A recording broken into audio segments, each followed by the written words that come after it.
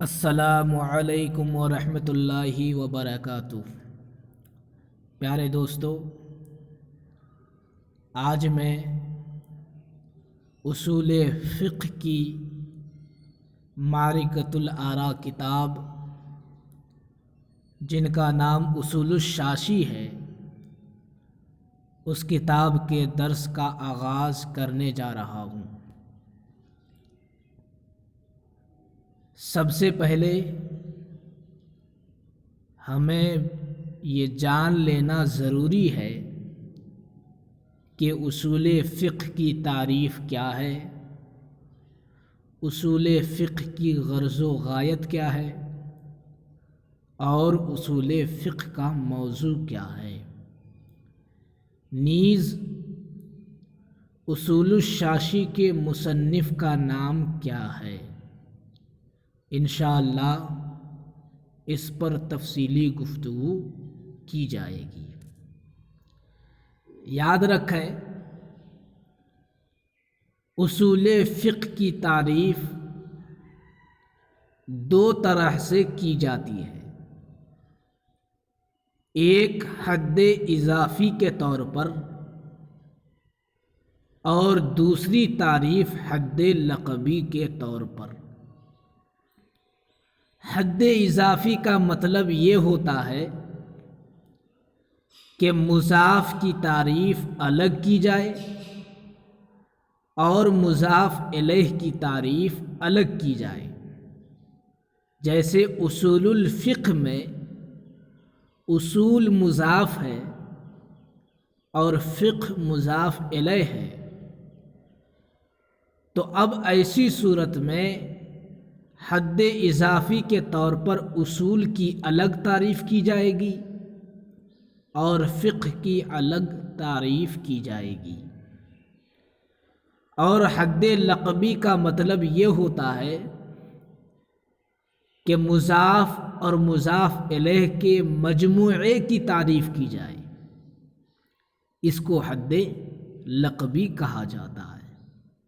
بہرکیف ہم آپ کے سامنے سب سے پہلے حد اضافی کے طور پر اصول فقہ کی تعریف پیش کر رہے ہیں۔ بغور سماعت کیجیے۔ دیکھیں، اصول اصل کی جمع ہے اور اصل کی لغت میں بہت سے معانی آتے ہیں، مگر ان میں سے سب سے زیادہ مشہور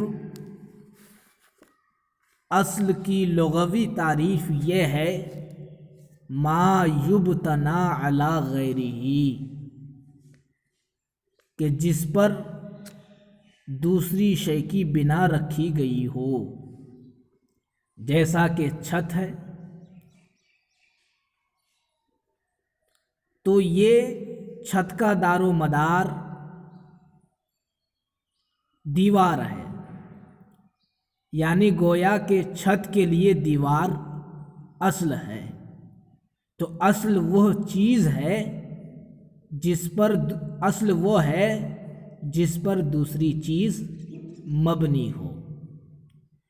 ویسے اصل کے تو لغوی معنی اور بھی آتے ہیں،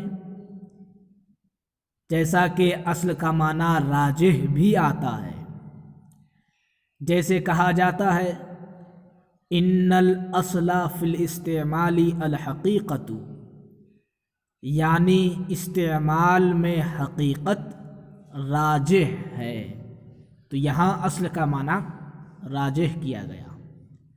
کبھی کبھی اصل کا معنی قاعدہ بھی آتا ہے، جیسے کہا جاتا ہے ان الفاعل مرفوع اصل من النحو، یعنی فاعل کا مرفوع ہونا یہ نحو کا قاعدہ ہے۔ تو یہاں اصل من النحو میں جو اصل ہے اس اصل کا معنی قاعدہ ہے۔ اسی طرح اصل کا معنی دلیل بھی آتا ہے، جیسے کہا جاتا ہے انا آتوا الزکاۃ اصل و وجوب الزکوٰۃ، یعنی ارشاد باری تعالیٰ آتوا الزکاۃ، یہ وجوب زکوٰۃ کی دلیل ہے۔ تو جو اصل و وجوب الزکوٰۃ ہے، یہاں اصل سے مراد دلیل ہے۔ اسی طرح اصل کا ایک لغوی معنی استصحاب بھی آتا ہے۔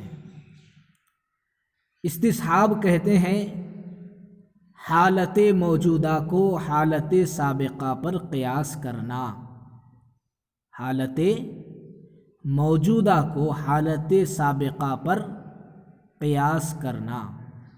جیسے کہا جاتا ہے طہارت الماء اصل، یعنی پانی کی موجودہ حالت کو سابقہ حالت پر قیاس کیا جائے گا، اور یوں کہا جائے گا کہ جب برتن میں ڈالتے وقت پانی تھا تو اس وقت بھی پانی پاک ہوگا۔ تو اسی کو استصحاب کہتے ہیں۔ بہرکیف یہ تو اصول جو اصل کی جمع ہے اس کی تفصیل تھی۔ اب فقہ کی الگ تعریف یہ ہے، فقہا نے اور بہت سے علماء نے بیان فرمایا کہ فقہ کہتے ہیں هو العلم بالاحکام الشرعیۃ الفرعیۃ من ادلتها التفصیلیہ، یعنی فقہ احکام شرعیہ فرعیہ کے اس علم کو کہتے ہیں جو احکام کے تفصیلی دلائل سے حاصل ہو۔ فقہ احکام شرعیہ فرعیہ کے اس علم کو کہتے ہیں جو احکام کے تفصیلی دلائل سے حاصل ہو، اور احکام فرعیہ اسے کہتے ہیں جن کا تعلق عمل سے ہوتا ہے۔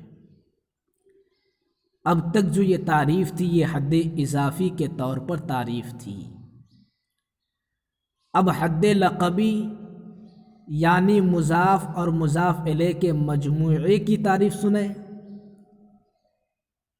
اصول فقہ کہتے ہیں هو العلم بالقواعد التي يتوصل بها الى استنباط الاحکام الفقہیۃ عن دلائلها، یعنی اصول فقہ ایسے قواعد کے جاننے کا نام ہے کہ جن کے ذریعے دلائل کے ساتھ احکام شرعیہ کا استنباط کیا جانا ممکن ہو، یعنی جن قواعد کے ذریعے احکام شرعیہ کا علم ہوتا ہو ان قواعد کے جاننے کا نام اصول فقہ ہے۔ اصول فقہ کی غرض و غایت یہ ہے احکام شرعیہ کو ادلہ تفصیلیہ سے جاننا اور مسائل کے استنباط کے قواعد کو معلوم کرنا، یہ اصول فقہ کی غرض و غایت ہے۔ اصول فقہ کے موضوع میں اختلاف ہے۔ بعض علماء نے کہا کہ اصول فقہ کا موضوع صرف دلائل ہیں، بعض نے کہا کہ اصول فقہ کا موضوع صرف احکام ہیں، اور بعض نے کہا اصول فقہ کا موضوع دلائل اور احکام کا مجموعہ ہے، اور یہی تیسرا قول راجح ہے کہ اصول فقہ کا موضوع دلائل بھی ہے اور احکام بھی ہے۔ اب اصول الشاشی کے مصنف کون ہیں، اس کے بارے میں بہت کلام ہے۔ یاد رہے بعض حضرات ایسے مخلص ہوتے ہیں کہ وہ بڑے سے بڑا کام انجام دے کر کے بھی اپنے نام کا اظہار پسند نہیں کرتے ہیں۔ انہی میں سے صاحب اصول الشاشی بھی ہیں۔ ویسے بہت علماء نے اختلاف کیا کہ صاحب اصول الشاشی کون ہیں، مگر بہت ہی جستجو و تلاش کے باوجود کچھ علماء نے ترجیح دی اس بات کو کہ اصول الشاشی کے مصنف کا نام علامہ نظام الدین شاشی رحمۃ اللہ علیہ ہے، اور یہ بات بطور غلبہ کے ہے، ورنہ صاحب اصول الشاشی کے بارے میں اختلاف بھی ہے۔ یہ بھی بتا دوں کہ اصول الشاشی کے جو لکھنے والے ہیں وہ مذہب حنفی کے ایک بہت ہی بڑے عالم ہیں۔ بس آج کے لیے اتنا ہی کافی ہے۔ انشاءاللہ کل سے خطبے کا آغاز کیا جائے گا۔